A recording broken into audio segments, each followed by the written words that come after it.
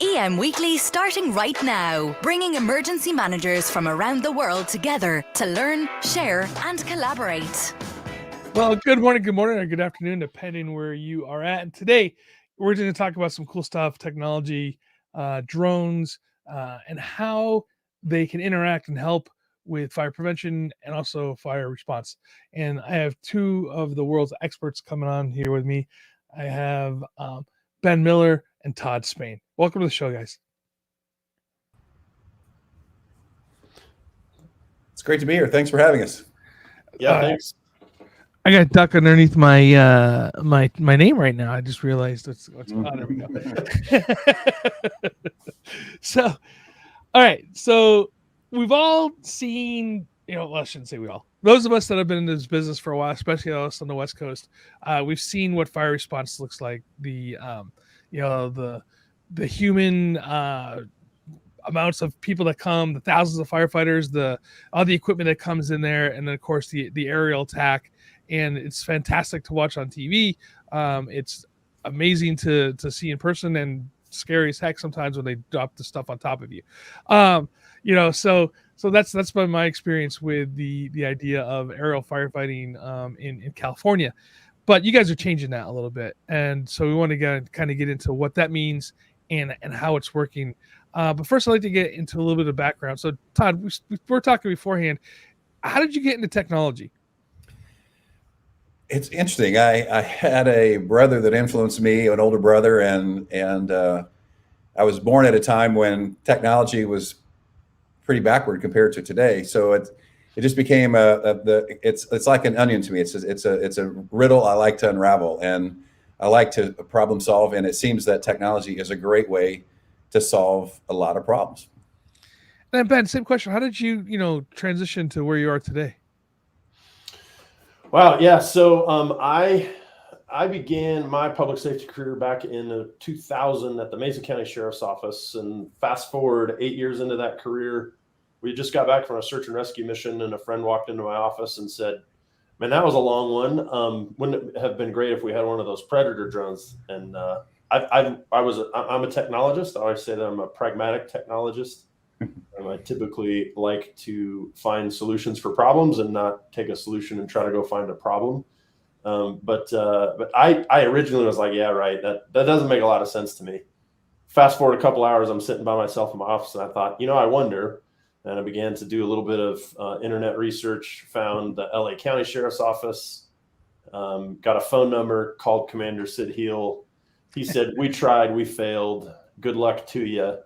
The rest is history. I think by 2009, 2010, we were really one of the first law enforcement agencies in the United States using drones operationally. We had really the first operational COA from the FAA in the United States. And then fast forward to 2015, I exited the sheriff's office, got a job working with Dragonfly Innovations, worked in the private sector for a couple of years in the drone space. It really wasn't for me. I'm a servant at heart, I think. I think there's more to the paycheck, at least for me and the way I'm wired. And then in 2017 was hired on at the Center of Excellence for Advanced Technology Aerial Firefighting. And we are the research and development group of the State Fire Department here in Colorado. Yeah. First, before we go any further, we got to talk about Sid Heel for a second. And so I met Sid Heel. He was teaching classes when he was at the Sheriff's Department. And first of all, an excellent instructor.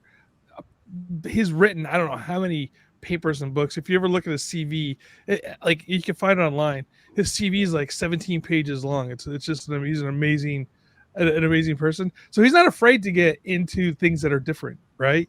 No, absolutely. So the idea of Sid with the drone, I can just imagine that phone call, because he's definitely an animated character.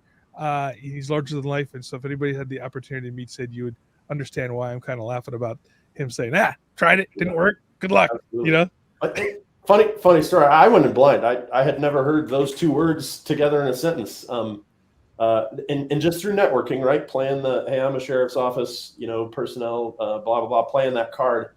I got his cell phone number. I called him. He said, he called me back, said, "Hey, sorry, I missed your call. I'm driving to another class I'm teaching." We had a great conversation. I went back to my then sheriff and told him that I chatted with this guy, Sid Heel from LA County Sheriff's, and my sheriff looked at me and said, "You just talked to Sid Heel?" I'm like, I guess. Or his impersonator. Yeah, yeah. And he's definitely a character, one of the smartest guys I've ever met. And of course, he's a Marine, so it's always that part of it too. But we're not here to talk about Sid. We're here to talk about aerial attack and some stuff like this. And I kind of want to get into it. So as we were talking about before, the idea of using drones for different things. We've gotten to this is before we got in the air here, everybody. So we're talking about the idea of using drones for doing power line inspections and all sorts of things like this. How do you see drones really kind of moving from that preventative measure type stuff to maybe even part of the actual fire response? Ben, go ahead. Well, yeah, thanks, Todd. The drone play is really mobility and democratization, right? Aviation's always been mobility. We loose the bounds of the earth and travel in straight lines, I always say. It's been very expensive. It's not now, et cetera, et cetera. And that's just the beginning. We're doing the basic thing. Hey, getting better assessments of incidents by getting an aerial view from even 20 feet off the ground, let alone 400 feet off the ground. But really our next stuff that we're working on is still that mobility play, and now working into bigger systems. We're chatting with a company right now whose claim is 150 pounds for 2 hours in a multi-copter setup. And we think there's an opportunity there. We do our best kung fu, if you will, in the state of Colorado from a fire perspective, is early detection and that rapid initial attack. We've got significant resources in play right now that we see the fire when it's still in that single tree stage. The lightning has recently occurred. There is a single tree that's burning. Our goal is to kill 90% of those incidences when there's value at risk. And we're getting very good at that. One of the challenges we've noticed is that, so we found it's still hard to get to. We're getting better and better at knowing where resources are in real time and getting those dispatched to that detection location. But a lot of times they come up to, hey, we know where it's at and we can see the smoke, and it's going to take us a half a day to get there. We think that a drone carrying 10 gallons of a long-term retardant could fly up and even something as simple as painting some circles around that single tree so that it's contained until people get there and do their thing.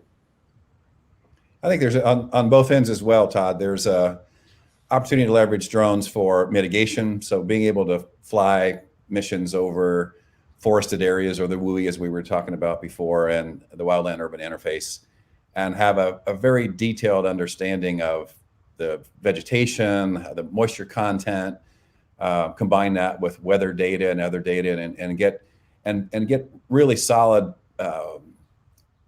data to support where mitigation should occur and how mitigation should occur. There's a lot of investment coming in California right now for wildfire mitigation, coming out of influence from Stanford University, for example. And my biggest fear, if the funding's coming around for mitigation, is that we're going to, as I say, drive to the end of the dirt road and start mitigating there, because that's the easiest place. The truth is, we don't really know where we should be doing this per se yet, and drones can have a big role in that. On the back end, once we have a recovery operation going on, there's big drones and VTOLs can have a big play there. I'll give you an example. I live most of my life in Western Colorado. We just had a big fire there about 15 months ago at East Troublesome. It was a 200,000 acre fire that almost took our house out. And I watched the next summer as 2 helicopters spent months on all day long sorties, carrying about 500-pound loads of grass seed and mulch to try and replant certain areas that were burned by the fire. And I can't imagine a more expensive way to do that than by that model. And in the future, we'll have these vertical takeoff and landing vehicles or giant drones that are maybe initially manned and then later unmanned that can do those same sort of missions, but with much greater precision and using data about exactly where to drop it. So I think there's a lot of opportunities with drones and all aspects of wildfire. So I kind of want to get into the size of the drone here for a second, because I just want to paint this picture for everybody. When we think about drones, we go from like the Predator drone, which I got to see one of those things. That's a pretty large piece of equipment. It's not small. I mean, I don't even know what the payload capabilities are on that, but it's a pretty big bird. And then you have the drones that could fit in the palm of your hand. That, and I want to say drones, not the toy ones that you could buy your kids, but I mean like actual drones that can do some really neat video. They're 149 grams, I think they are. It's just underneath the level where you need to have a license. You know, so there's a range there. When you guys are talking about drones, what level are you looking at? Are you looking through the whole spectrum, or or is it just those big, huge Predator drone type that you guys want to play with? I think the answer to that, Todd, is yes. It's everything. There is a play for access from the small drone, something that fits in a suitcase in the back of a pickup truck that's available. And because of availability, there's an efficiency play there, right? I'm the first guy on scene and I've got it with me. It's not something I order that takes transition time to get from its airport to me, et cetera. I have it right now.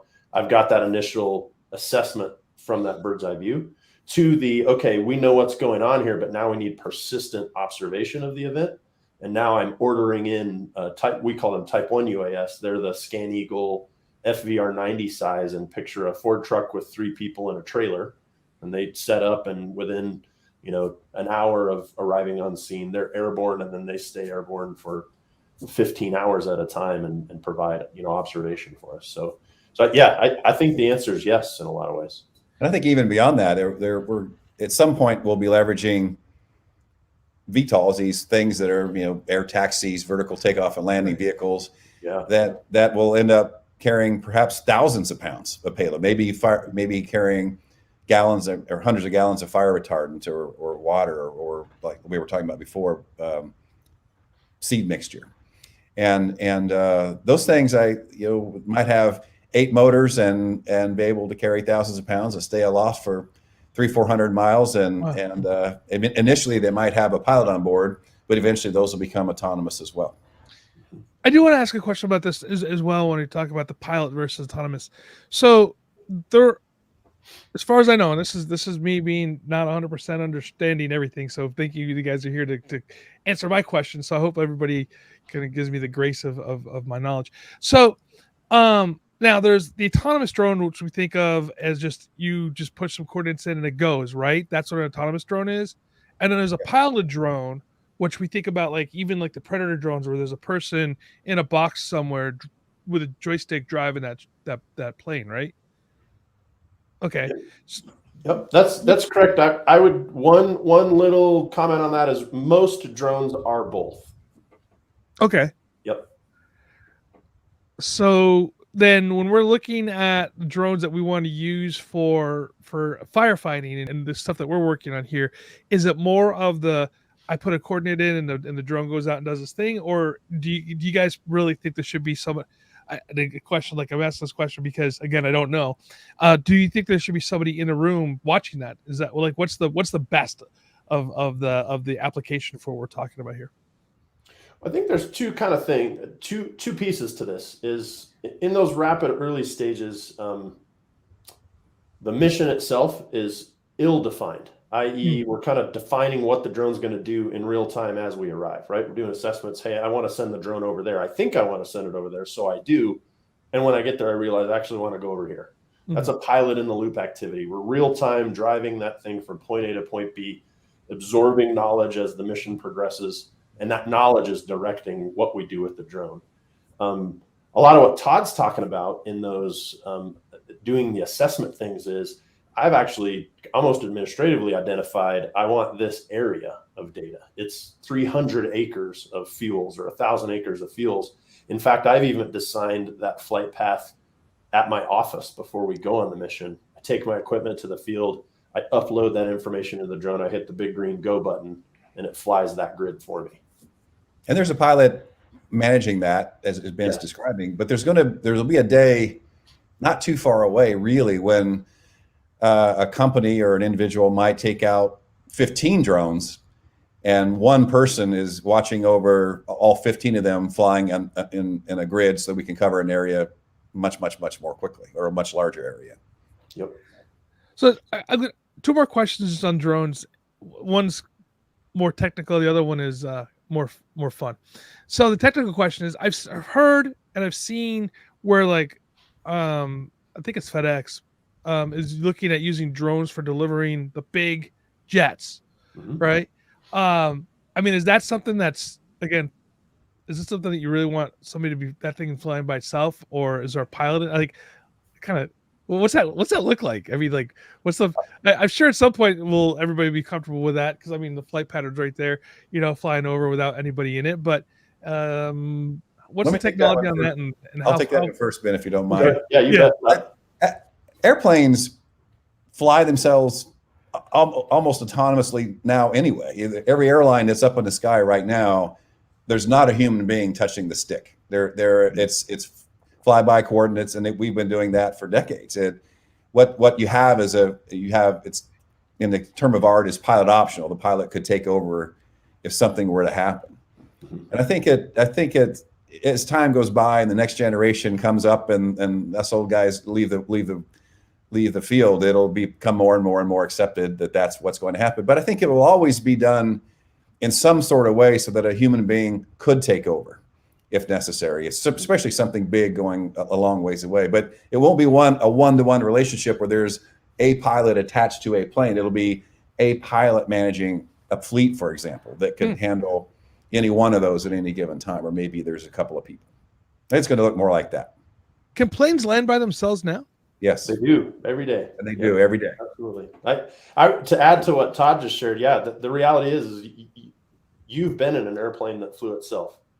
You just didn't know it flew itself, and part of that is, our current culture, right? I learned a crazy story when we first started doing elevators in big cities. The elevator attendant was not necessarily there because people couldn't figure out how to run the elevator. The elevator attendant was there because no one would ride the elevator without that human, hey, I'm here too, and it's okay.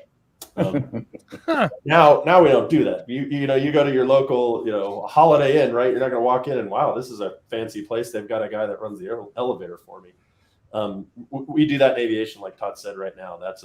Especially transatlantic flights. I program, I hit the buttons, and I sit back and I monitor. That industry is looking at the reduction of pilot staff, right, from a business perspective, because no longer do we really technically need two people operating the aircraft. It can easily be done, and really technically is today operated with one person. There's that cultural component. My expectation is that as that cultural component progresses with those realities, we go from two pilots to one pilot, and eventually that pilot is just the elevator attendant. And then when they become the elevator attendant, I kind of wonder what's next. All of those things require a culture of acceptance, i.e., hey, I'm okay with that. If I board the airplane and look to the left and the cabin doors open and I don't see anybody in there, I'm okay. I'll still go in and sit down. We're a long way away from that. Right. Yeah. It is a plausible future. It is a trajectory too, right? And I really believe that acceptance of I'll use an example. You and I, Todd, were talking before the show about a helicopter being in your backyard doing tower inspection, and it's a real annoyance. But it's a funny thing. If I see an EMS helicopter flying over my house in the mountains in Colorado, I have a very different approach to that noise and that disturbance than I would if it were a guy joyriding in a helicopter and carrying tourists. Fair. You just accept that. You accept slow-moving farm vehicles on a road because that's just part of what you accept. And I think in public safety and wildfire response and healthcare and moving medicines or being able to spot fires and put out fires early, I think the public will accept these new technologies in those places before pizza delivery, for example. Mm-hmm. Yeah, I've heard, and I don't know if this is just fantasy at this point or if this is something that's really happening. I sometimes I can't figure out that, right? That they're actually moving hearts via drone and it's faster. Mm-hmm. Is that something that's really happening, or is something an idea that it's being tested? Okay, it's being tested. It's technically occurred at least once. Okay, that just blows my mind, because I remember it has to be the ice pack, and you have to have somebody carrying it, and get into a helicopter with a crew and get into the place, and the doctor had to carry the heart. So this is just replacing removing friction of that, right? Yep. Right. And bear in mind that the process there, just like in wildland firefighting of moving supplies out somewhere, it isn't to move something from point C to point R, it's to move it from point A to point Z. So having these technologies integrate with a lot of other things is going to be important. I participated in testing with heart delivery, for example, and moved it from an autonomous helicopter to an autonomous drone to an autonomous car.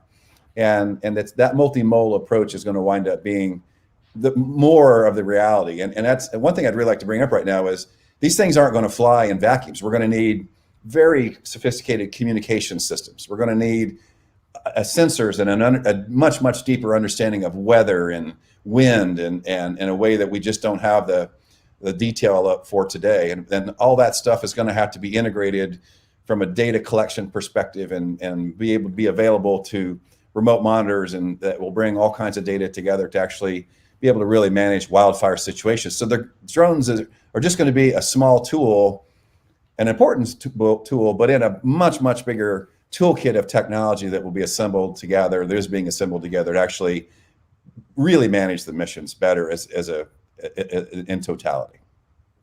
All right, here's the fun question. After this fun question, we'll get back into some deeper dive into firefighting. So the Olympics, they showed how you can use drones for doing all sorts of kind of crazy, pretty light show. And I was reading this article where they're talking about some cities are looking at getting rid of fireworks on the 4th of July and doing drone shows. And I was thinking here in California specifically, where an errant firework can create a lot of damage. Is that something that you guys support? And does that take drivers? Is that all automated? Yeah, I'll jump in there just because there's an actual connection with that, and the Division of Fire Prevention and Controls we grant the permits for the major professional fireworks shows, and obviously with our wildland fire risk, that's one of the big things that we compare the request to the risk to. And yeah, I mean, that is an alternative for when it's a no to fireworks. It could be a yes to basically flying LED lights. And to answer your question, yeah, it's a fully autonomous. There's even a graphic interface where you're not really technically programming each drone. You're drawing it on a screen, and that software says, okay, if this is what you drew, this is where I need the drones to go, what colors they'll flash when, et cetera, to make that shape in the sky.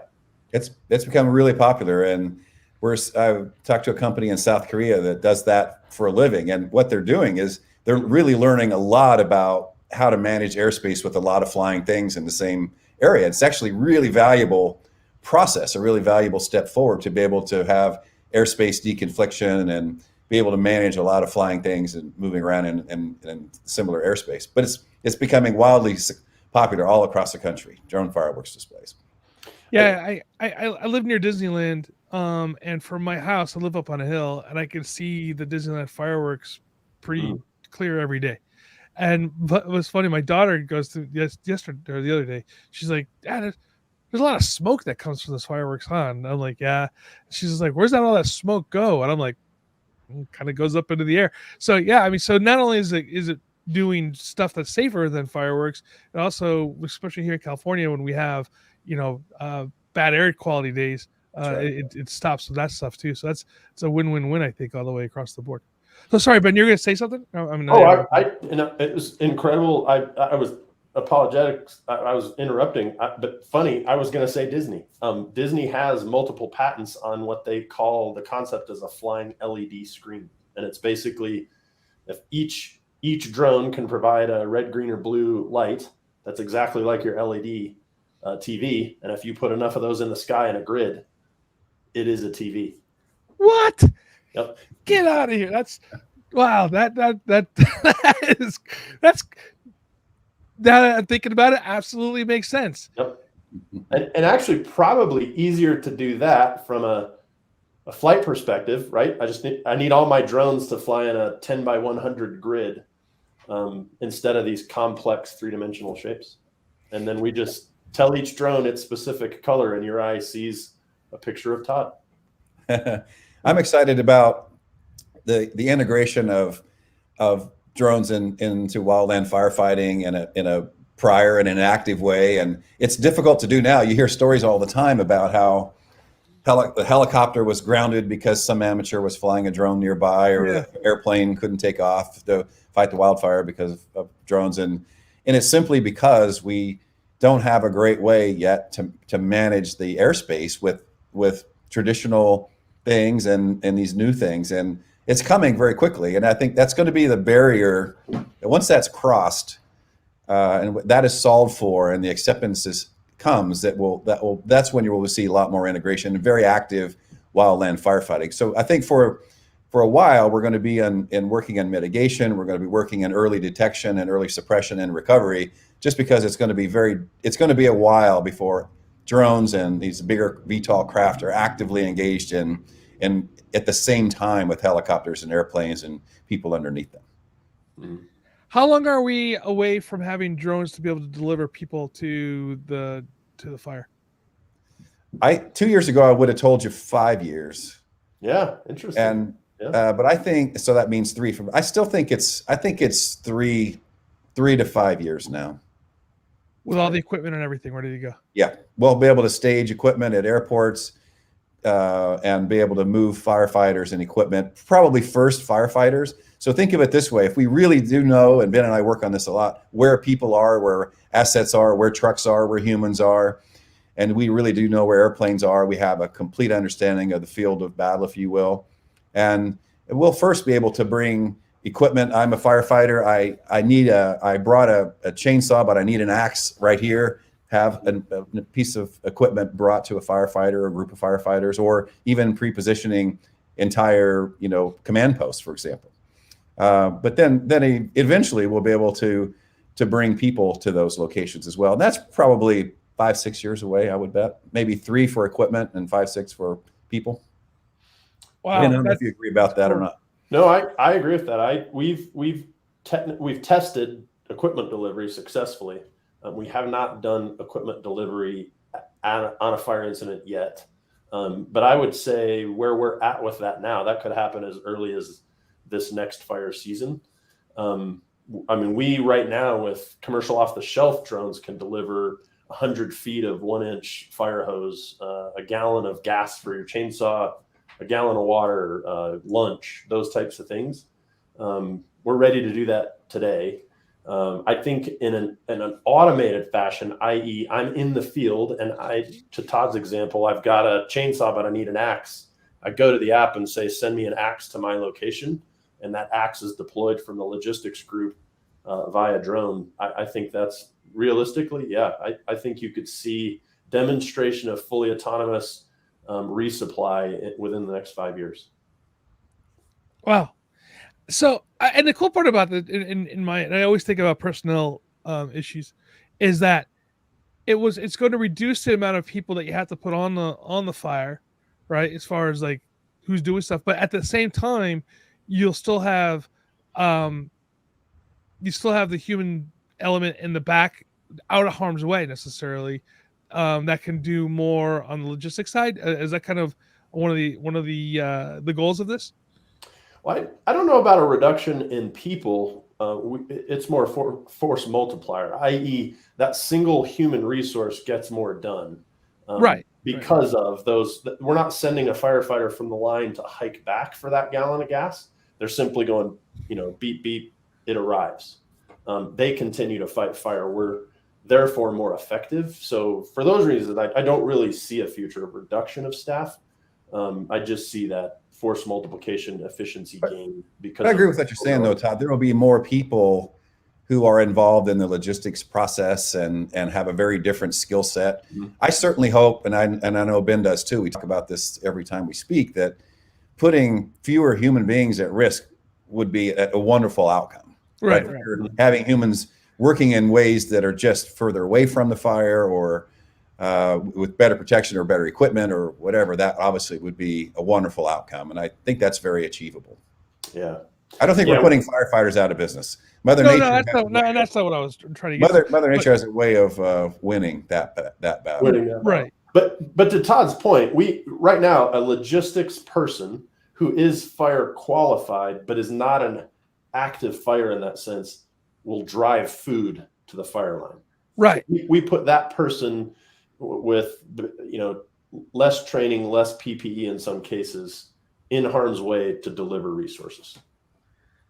Yeah, I mean, we did this. Right? I mean, I remember having our CERT volunteers delivering food to the front lines, pretty much. You know, during fires, and not that they're on harm's way by any means, but they're definitely getting, you know, closer to the action that most people who haven't gone through fire academy that we're comfortable with. You know what I mean? So it's that balance between how do we get supplies up to the front lines and not take a human. You can take that human element out of it, and time too, right? Mm-hmm. Yeah, I mean, driving a van up to the fire line to be able to drop off equipment compared to, you know, having a one app push button, captain orders more equipment, and it's all of a sudden in the air and over to you in 10 minutes compared to a 30-minute drive. Right. Yeah. Straight lines to squiggly ones. That's for sure. Yeah. You know, we're getting kind of closer to the end. I just want to give both of you the opportunity to talk about your organizations. And so, Todd, tell me a little bit more about the Advanced Mobility Collective. Yeah, we're a not-for-profit. We're based in Raleigh, North Carolina, and Winter Park, Colorado. And what we really do is we have a wide variety of technology and other partners that join the collective, as we call it, and we work together as a team to partner with people like Ben, who's a great partner of ours, who to be able to assemble technical solutions to real world problems. And then so I face industry and stand on one side of the mountain and face industry and see what technology is available and how to assemble it. And Ben describes himself, and he'll go into more of this, is he stands on the other side, faces operators, people that are actually that actually go do this for a living, and understanding what they need and what they're willing to accept, and helps them integrate these new technologies into the environment. So we're great partners in that sense, and our mission is to be able to frame real world challenges and be able to go solve them with some of these really new, amazing technologies. And Ben, tell me a little bit more about the Center of Excellence. Yeah, I was just thinking back, you know, as Todd's talking about our partnership, that in itself is a force multiplier. You know, we get the things that I see. I get paid to figure out what the future is from a capabilities perspective, and then you know, research and develop those new tools to get there. Right. I can only do so much. Our resources are limited, and through partnerships like ours with AMC, et cetera, it's a force multiplier, right? They're working on projects that we need to get done alongside us, and then the specific component that Todd talks about that's very valuable to us is they're a conglomeration of industry and speak that language and understand that. We get to work on kind of the, you know, mission sets and use cases and operational tests of new equipment and prototypes, et cetera, and then provide that back to our industry partners that say, okay, cool. This is an operator developed solution instead of hey, had this weird research project that told us these things, or we developed this widget, and now we're trying to see if we can commercialize that and sell it to this customer. That's kind of hey, we've got this solution looking for a problem approach, where the collaboration that we have with Todd is hey, this is our problem. And Todd says, I've got this huge group of people all working on technologies that these three things assembled become the solution for that. And that relationship is, I think, profound. Our agency is unique in the fire space, really in the United States. And one of the things that I think was man, it was advantageous to the legislation that created us in 2014 was that the state legislature of Colorado said we need to be actively looking at what's next instead of it just kind of happens to us, right? Where it's industry directed. It's more, it's operator directed. It's the people that are on the ground. I work with those folks. Those folks are our stakeholders. I have, my entire staff has a public safety background. We know the space. We've been there, done that. The problem we're working on has been our problem at one time in our careers. And we are full time. A lot of other agencies have those folks identified within their organizations that in their spare time are given the space to work on these next, on these problems and these next technologies. And then the call comes in and they got to go back to the primary job. Right. The project gets put on pause until that's over. In our case, we're full-time, 365 days a year, focused. And that's been very productive. And I think a model for the future within public safety. Everybody, if you haven't had a chance to go take a look at the websites, both of them, they're great. They have a lot of good information over there. And you're going to be a little jealous too of all the toys they get to play with. So I for sure am. Ben and Todd, thank you so much for spending time with me this morning. Wonderful to be here. Thank you. Thanks, Todd. Hey, everybody, thank you so much for spending time with me this morning and learning more. And like I said, it's for me, this is always exploration and trying to learn more about things that I don't know about. And drones are always an amazing tool that we can be using. And I had to recommend it. Go to the websites, check things out. And everybody, until next week, stay safe, stay hydrated.